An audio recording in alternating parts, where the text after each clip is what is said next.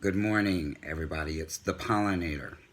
Good morning. It's not morning yet. It's, almost the end of Memorial Day. And I went to a veteran friend of mine in Texas told me that Hooters was offering free meals to veterans. I think he told me that on Friday. But I told him I'm going.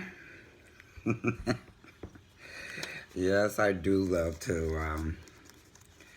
I don't go to that restaurant a lot, but when I do, I get an eyeful. Right, guys?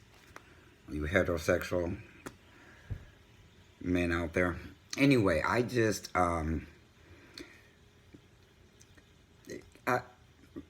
I'm going to talk about several things, so I have no idea what the name of this vlog is going to be because, well, it'll come out as I'm talking about it. Oh, by the way, I got my, I ordered my 35-year medallion, recovery chip, Alcoholics Anonymous, in they have different ones for Al-Anon.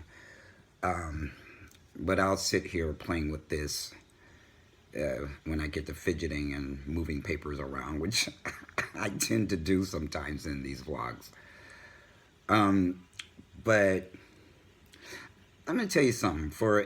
I made this Me Too vlog, and I'm quite sure it stunned a lot of people, and I could have been, I probably in the minds of many could have been accused of blasphemy because I don't believe in the Bible the way that many Christians do. But I'm going to tell you something. I just watched the end of Diary of a Mad Black Woman. And even though I don't believe in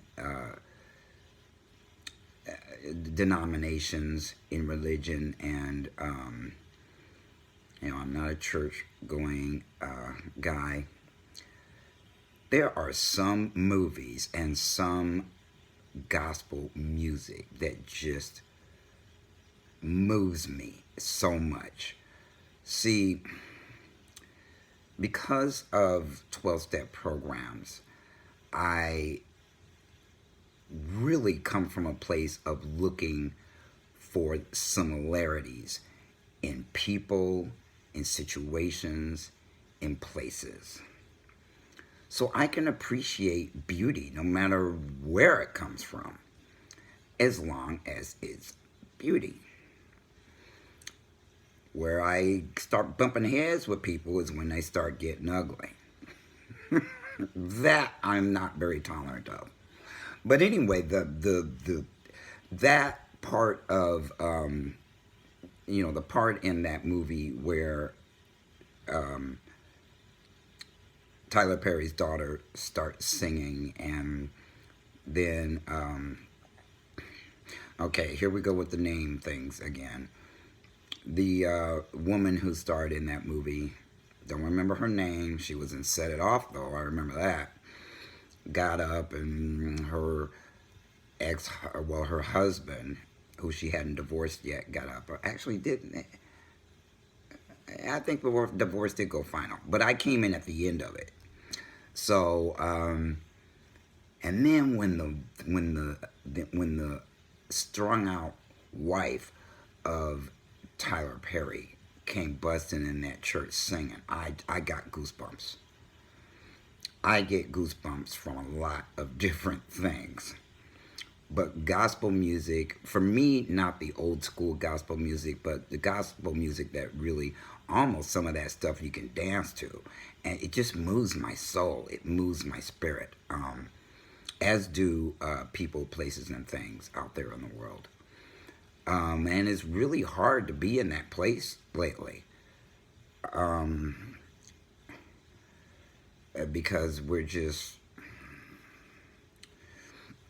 being a pro-black man and seeing all of the things that are going on in this nation is just it's just making me so frustrated and so sad and so mad and so many emotions that I really would rather not feel.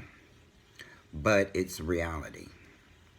I used to not feel over the things in reality because I was too loaded or drunk to grasp or embrace the reality of anything except a job, hanging out with my friends, going to the club, doing all those things that young people do when I was young. But I did a live last night, and I really didn't get the implications of everything that was said in that live until I went back and played it back. Oftentimes when I'm speaking, something happens to me, and has been happening to me since I had like 90 days of sobriety, where when I'm speaking, God moves the ego me out of the way and he speaks. So I have no idea what I said until I go back and look at it, look at what I said. I chaired a meeting when I had 90 days of sobriety. I didn't remember anything I said in that chair. I spoke at a speakers meeting, and I was the one that spoke before the speaker. I had no clue what I said. And after that meeting, people kept coming up to me and they were hugging me and saying they could relate to what I said. And, I spoke for them and they'd been through it too. And I had no idea what they were talking about. I just took the hugs. That was 35 years ago, and it's still happening. It happens in these vlogs. I literally have to go back, unless I'm speaking from notes. I have to go back to remember what I said. And I've had people come and tell me, start talking about some video I made a week ago, a month ago, 6 months ago, a year ago. They'll start talking about that, and I have no idea what they're talking about. I have to kind of have a conversation with them and then go looking for the vlog that I was saying whatever I said to them that sparked their interest. So the live that I did last night was about trans men in the media. And it took me, after I played it back, it took me to a completely different place. Especially after Blossom spoke. And the place it took me to was back to the 70s and the 80s. When I thought I was a lesbian, in my latter teens, the gay men took care of me. I never wanted for anything. There was a respect about them towards me and about me towards them. No, I wasn't into men, but I don't hate men either, and I am a man. I've never, even through all of the atrocities that have happened to me surrounding men, I was never a man-hating lesbian. I just didn't. And the gay men, like I said, they took care of me. I lived in clubs for a while, 3-4 times a week. And when I went to those places, I never had to buy a drink. The gay men bought me drinks. They got me high. And we danced together and stuff like that. That was the LGB community. Nobody seemed to have issue with anybody in that community at that time in history. We fought together. We played together. The only thing we didn't do was have sex together. But they were my friends. And I was their friend, and if I wanted and needed anything, I could call on those men, and they would be there. And they were there when I didn't even ask them to be there. And let me tell you one of the cool things about living in the Bay Area as well. It was the gay capital of the world at that time. And so being around straight people, we call them straight. They call them heterosexual cisgender now. But it used, they were straight people.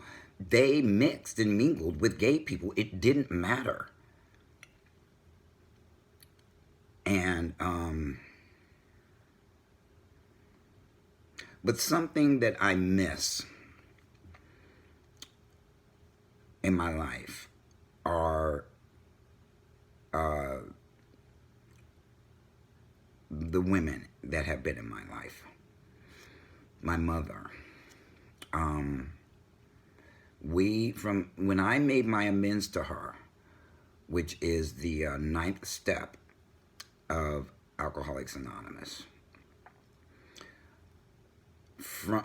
I was invited. Well, I made my amends to her in the Bay Area, and then I got invited to vacation with her every year after that in Warren Buffett's vacation home.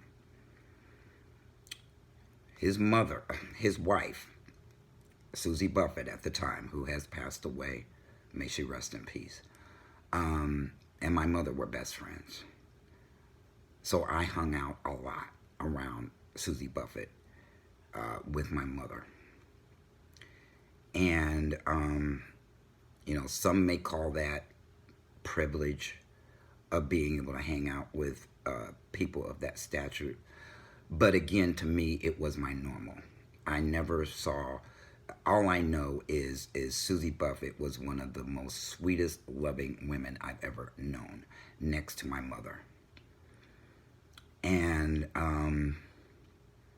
she loved gay men. They cleaned her house. They cooked for her. They took care of her. And there's a point I'm getting to with all this. When my mother and I and her friends vacationed down in their vacation home in Laguna Beach, California, Mrs. Buffett was never there. She just let my mom use the house for her birthday every year. And she would call her friends and contact me, and wherever I was, I dropped everything and went down there to vacation with her and her friends. But when my mother passed away,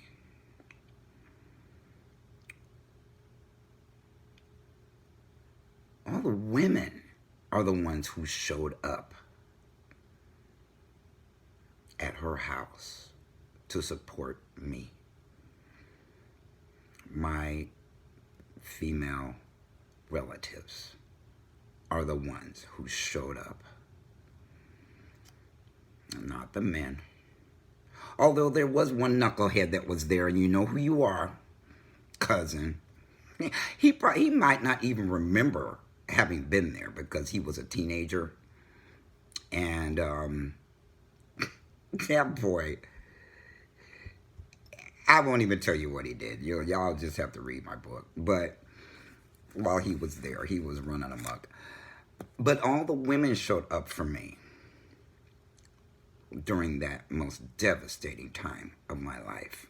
My exes I had 2 exes there who were fighting with each other while we were trying to prepare the house for a memorial for her. And at least that day of that memorial, at least 300 people went through that house that night, that day and night. It went on day and night. And then the family partied together to music to celebrate my mother's life after everybody left. yeah, there were just the women in my family showed up. The women in my family are still in my life. They are the ones who are more who have embraced who I am as a man. The men in my family, most of them are having issues. Not all of them. Some of them are real cool with me. I don't think they quite know what to do with me yet. Whether they're gonna full out treat me like other men in the family. But it's enough that I feel the love. I feel the acceptance. I feel their willingness to try. Now, all of what I'm saying brings me to this. And then there was a period of time when I was just I pulled completely away from everybody. From after my mother passed away, I lost it. I was afraid everybody was going to die, so I didn't want to be around anybody. And one of my exes saw me through that whole thing because I was the administrator for my mother's estate, and I had to close everything down when everybody left. So this ex of mine showed up and helped me because I would be in that house and I could feel my mother's spirit in that house, which was freaking me out.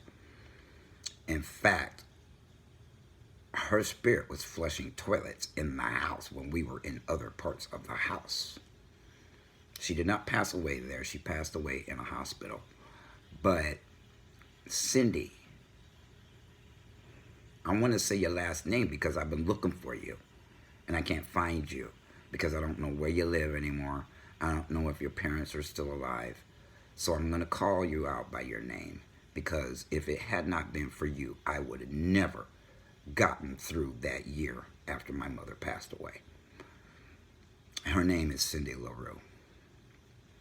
My mother loved her some Cindy. We went to see what's that gospel group with all of those siblings that sing together and their mother and their father also sing the see, I'm getting ready to look it up because it's escaping me. But we went to see them in concert in the Bay Area. It's this round concert hall. The Winans. Thank you, God. Okay, so we went to see the Winans. Me, my mother, and Cindy. And we had a ball. I had to separate those two because they they were sitting there talking shit about the people sitting in front of us that were wearing their church hats to the concert and couldn't see. So these two were going at it about these people with the hats on. I said, you know what?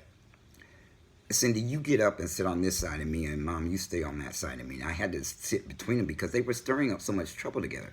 Anyway, Cindy, even though we were no longer together, we actually broke up 2 weeks before my mother passed away. Actually, about 3 weeks. Things happen in threes, right? We broke up. I lost my job at a company I had worked for 12 years, almost 12 years, and then my mother passed away. Bang, bang, bang. Week. And all during the week of my birthday, the month of my birthday, this all happened. So this brings me to my point. Right now, because of that live and the things that were said in that live and the things that I've been experiencing, I don't know well, I do know what it is about the transgender part of the LGBTQ and all them other sexualities that differs from the LGBTQ plus. And it's gender.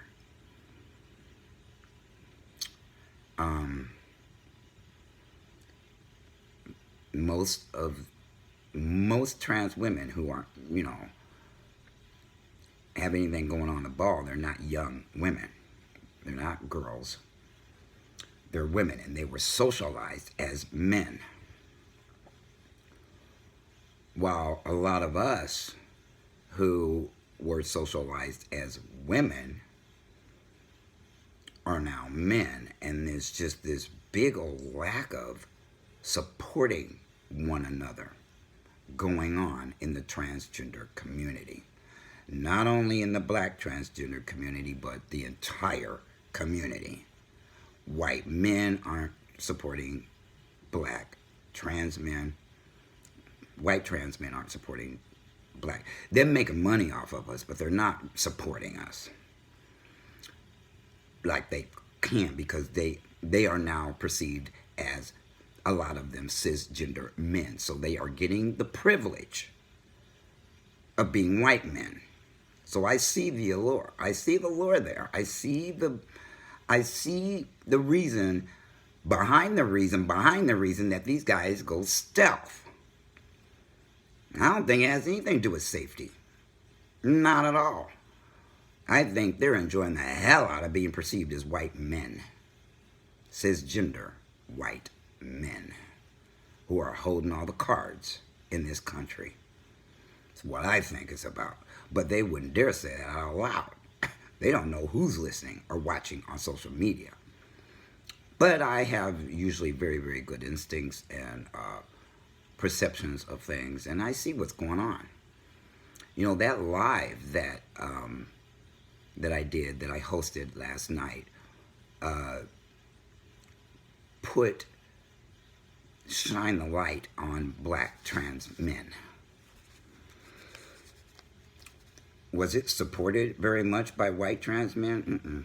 Even though I shared the announcement of that live that was going to happen, I shared it a month ago before it happened into over 55 different groups, which equal thousands of people, thousands of trans men and trans women. I shared them in FTM groups, and I shared that announcement in mixed men and women and non-binary transgender groups. Thousands of people didn't show up. They knew it was coming. And on a Sunday night, on a holiday weekend, where the next day is Monday and most of everybody didn't work today, I noticed everything. I am a Virgo. Anybody know anything about astrology? First of all, I was raised in the era of Aquarius and humanitarian type movements going on in the 60s, 70s, 80s. Second of all, I'm a Virgo. I notice every little hair out of line. I notice what people don't say as much as I notice what they do say. I notice what people do versus what they don't do. I notice all that stuff. So I'm sitting up here looking at all this and going, okay, so the gender flip happened, and I see clearly why. I don't know why, I don't know exactly why, but I see clearly the differences between when I was living as a lesbian and a lot of those trans women were gay men. And nobody had a problem with each other. But as a transgender man and transgender women, black ones, there's a problem. It's a total disconnect going on. I don't know what it's made of exactly. I can only, theorize about it. But it's got everything to do with gender, folks, and privilege. Blossom brought something up that it hasn't occurred to me in 1,000 years, because I broke through the color consciousness barrier because of my education level. It never occurred to me that people would try to stop me because I was a darker skinned black. So it didn't stop me because it never occurred to me that it could.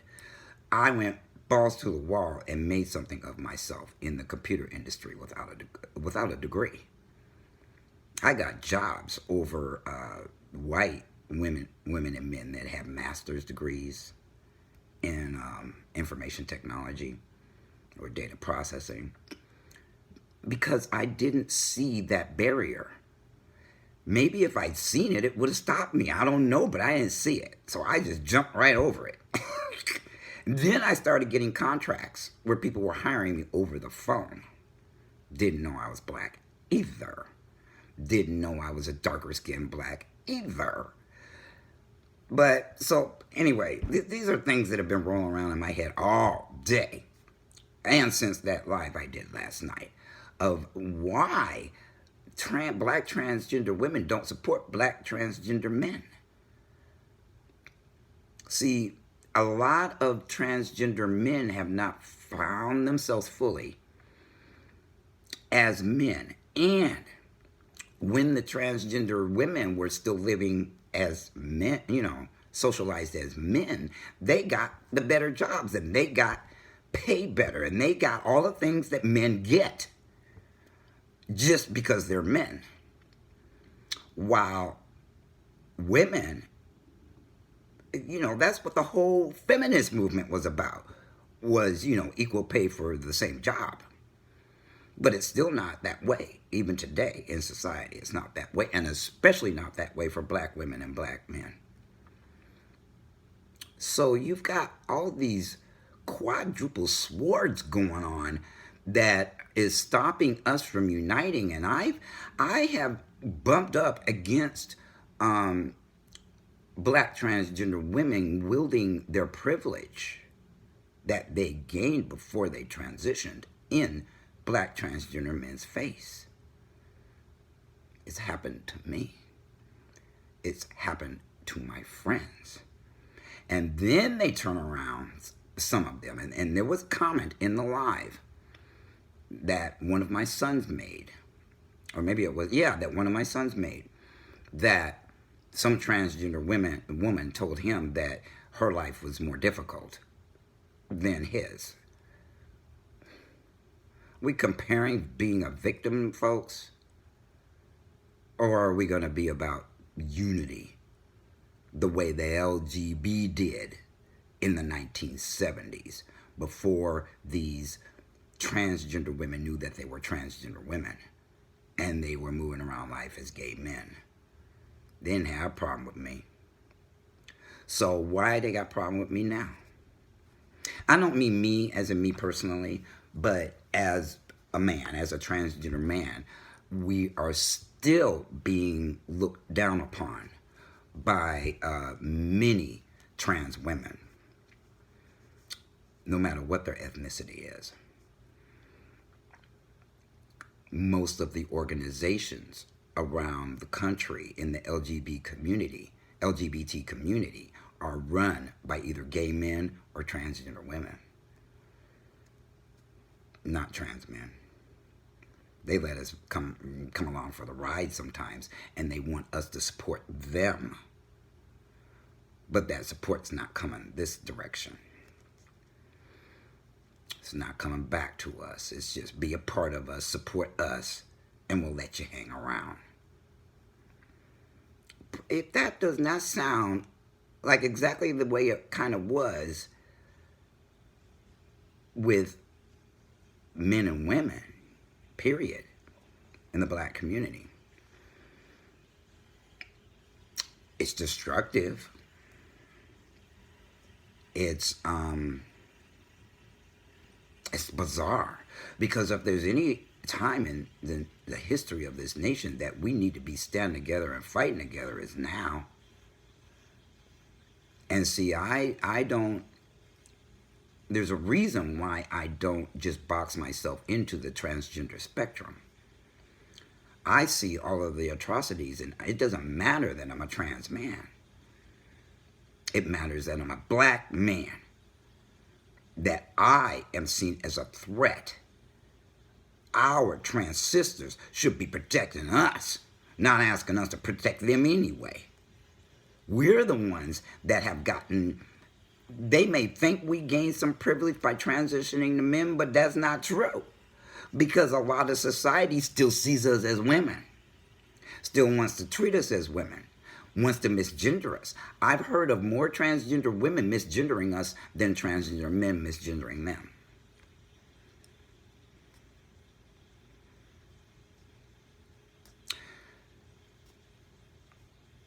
People, where is the,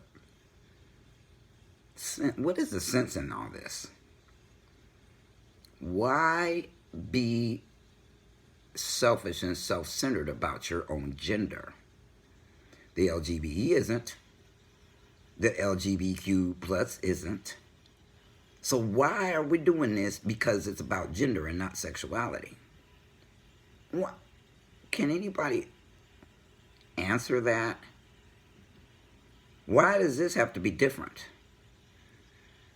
Because all it means is division. I didn't feel divided when I went to the parade in San Francisco every year.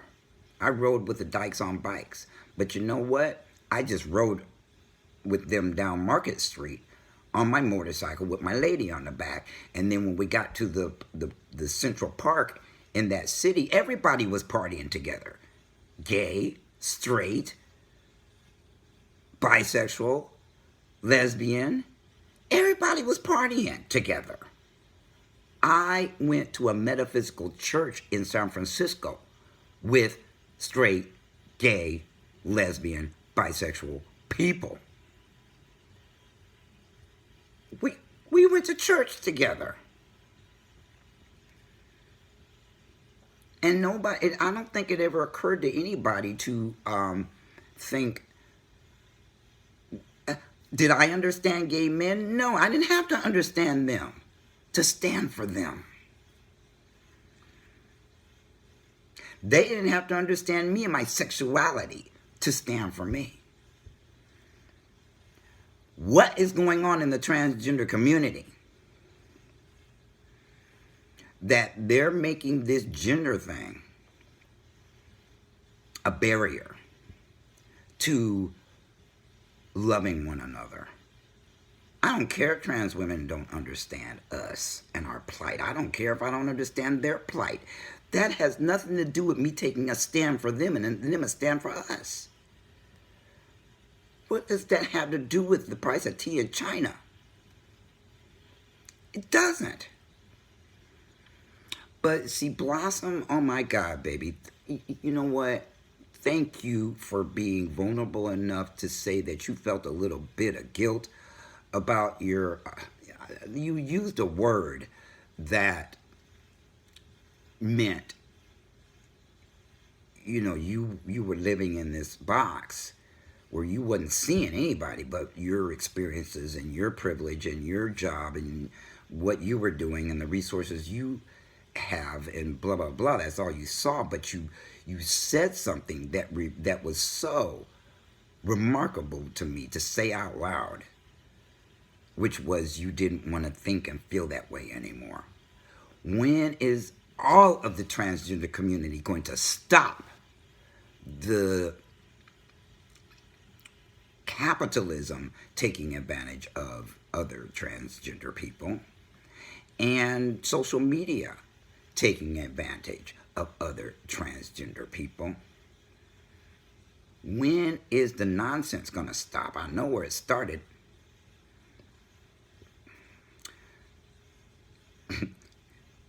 It started after the 90s. It started in the 90s when T was added to LGB.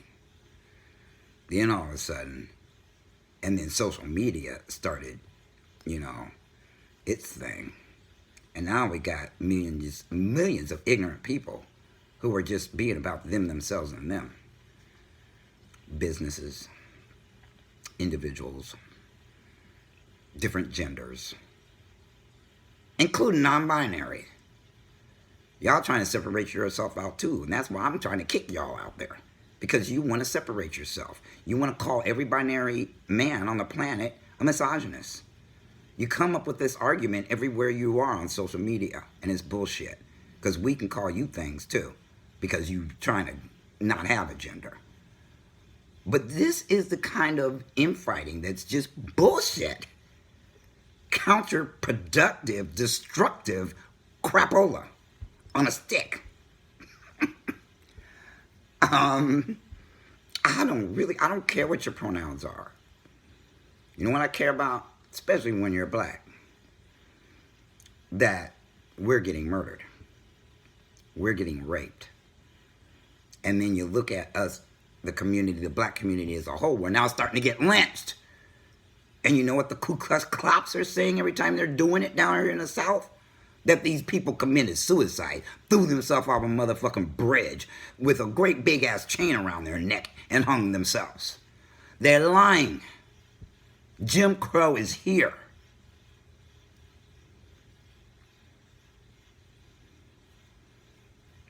There's a whole bunch of sleep-ass black motherfuckers running around who are trying to deny the realities of what's going on in the United States right now.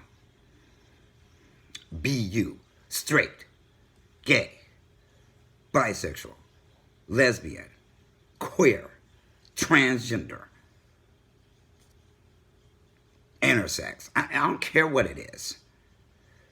If you're black and you're just going, I don't see this, this is not happening, it won't happen to me, I don't see this, it's not happening to me, so I don't have to care. It hasn't happened to my family members, so I don't have to care. Hasn't happened to anybody I know, so I don't have to care. There's apathy going on inside of all of the black communities. Every single one of them. There's apathetic individuals running around trying their damnedest to drown out the realities of what's going on right now, politically, legally, and economically, in all ways. All ways, not always, but in all ways.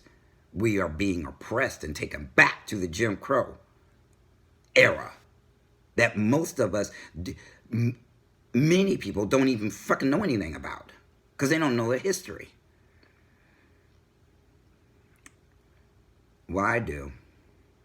And we're smack dab in the middle of that Jim Crow bullshit, history repeating itself. They're getting away with all sorts of crap that they used to get away with back then, and they're just calling it, they're just doing it in a different way and putting different words on it these days. And they're using the media to do it. And the media is going along with it. They ain't letting us in because they don't want us to be in there. Yeah, I looked up a bunch of trans man books on the internet, from Amazon to another site that I found. And I don't think there was one black, maybe there might have been one black story in that list of books. 220 books. Apathy, look it up. It's in the dictionary. People better stop being so apathetic. Or, fill in the blank. If you care. I have never seen so many uncaring human beings on the planet before in my life. And I've been around 60 years. Never seen anything like this bullshit. And yeah, I miss the old LGB days when nobody fucking cared what your label was. What was more important is that we stood together during the fucking parades every year and we partied together. And when it wasn't that parade, we did it in the streets. Yeah, I hung out in the Castro district. Had a blast down there. Didn't matter I was hanging out with gay men or bisexual people. Didn't matter. Today, it matters. And the LGB don't want the T around. When did that start? When the T was added to LGB? You know what? I can keep going on and on that this shouldn't be happening and that it is happening and what are we going to do about it? But again, I'm just one man. I'm one transgender man who's being discriminated against by all of you. And oppressed by some of you. And you're using that fucking fucker book platform to do part of that discrimination and oppression. It's evil. I don't care if you're an employee for that platform. It's evil. Never seen so many people not care in my life. And I miss the women in my life who had my back when they thought, that's what I was. As a man, oh my God, completely different story, folks. Now I'm being shut out because I was socialized as a woman and I have a female body.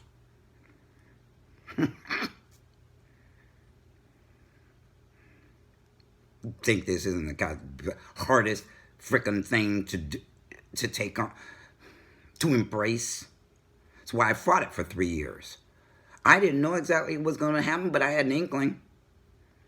And that's why I told my therapist, I'll be a lesbian the rest of my motherfucking life. I don't care. And she said, woo, okay. Because I saw the writing on the wall. I couldn't read the writing on the wall, but I saw it there. That when you step into this, you're going to bump up against all sorts of crap out there that you didn't have to do when you was a lesbian. You didn't bump into.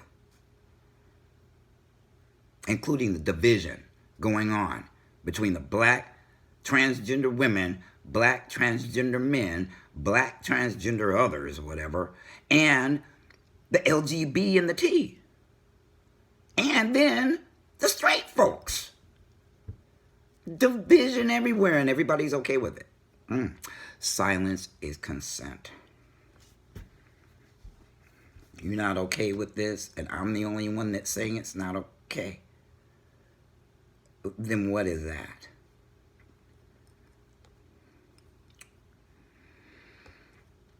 I had to turn off the like buttons on my vlogs because some little jerkweed white folks over on the YouTube forum were running through my videos hitting a dislike button because of something I said over there that they were ignorant about and wanted me to display my shit of my channel. And then when I told them not to put my stuff on in that forum, some little jerkweed went and did it. I blocked him, and I blocked everybody in there. Then they started accusing me of making duplicate posts about this issue that I'm having with my channel name. I've got 2 fucking channel names pointing to the same channel, and one of them is my dead name. So they're locking me all over the place because they have the ability to do so in the software. And then somebody, one of them assholes, was running through my videos. So I start turning off the ability for people to see who was liking things and who wasn't. Because they're doing that shit on purpose. Why? Because they can. There's a word for that. There's a word for people doing all this shit just because they can do it. And they don't feel they don't feel bad about it at all. They think it's fun to discriminate. They think it's fun to oppress. They think it's fun to be racists. They think it's fun. A lot of people are finding a lot of fucked up things fun. It's what separates me from a lot of people on that platform and a lot of people in this country and a lot of people around the world is I don't find things that are fucked up fun. Not at all. Anyway, I've made a long video and because this stuff has just been gnawing on me since that live went down last night that it just, oh my God. We need to change this narrative that's going on in the transgender community and especially the black community. There's nothing I can do about white people doing this in that part of the community. I need to start small before I can reach across the table to other communities. I don't have any business in the backyard of people who are oppressing us, visibly oppressing us, using their privilege. I'm not going to do it. I'm not jumping in bed with you because I'm a black man. You got a lot of millions of people got your back. You don't need mine. We need, I don't even want to say I need yours, because I really don't want to need yours. You're going to want me to toe the line and step in and fetch it and be subservient to get your support. It's not going to happen. I'd rather starve than to kiss your ass to get your support. Not going to happen. Nah. I'm not that dude. I'm a Malcolm X type of dude. And many other people that I'm following around on social media platforms. I'm that dude. I'm not kiss white man's ass dude. Anyway. Oh, okay, well, I'm going to cut this off right before the end of Memorial Day. I'm a veteran. Also, I serve for everybody's right to be jerks in this country. I hate it. Absolutely, oh my God.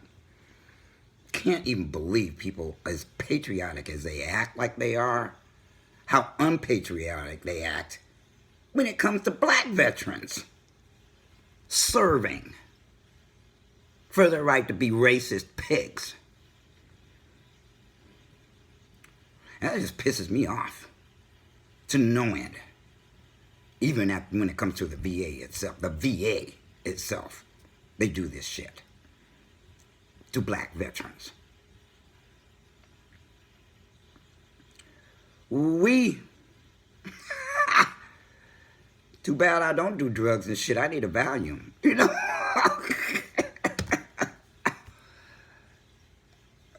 But God has seen to it that I haven't had to do shit like that to deal with my feelings, that I have other coping methods, including sitting here rubbing this fucking chip the entire time I've been talking tonight. Because I knew I was going to start talking about some heavy stuff. I also have this stone was given to me. It's a spiritual type of stone that, for whatever reason, my body chemistry and this stone together, all I have to do is hold it in my hand for about 5 minutes, and this fucking rock gets really hot.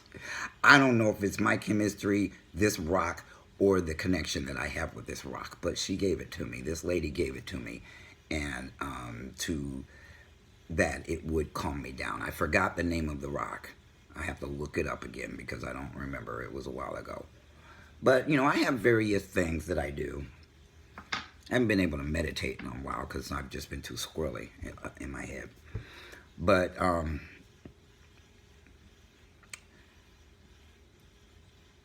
I don't pray, but I'm saying a prayer in my head that people get their heads out of their fucking asses and stop being so selfish and self-centered.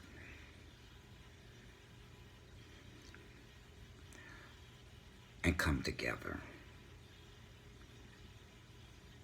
for the fight of the century that's being rammed down your throat, whether you have your eyes open about it or not. We're in a war.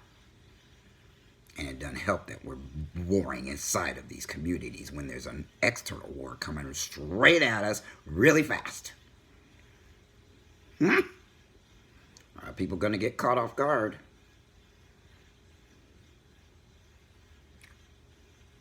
Well, it's back to work. Back to work for me. Back to work for a lot of people tomorrow. And everyone have a very awesome week. And the pollinator is out. Truly.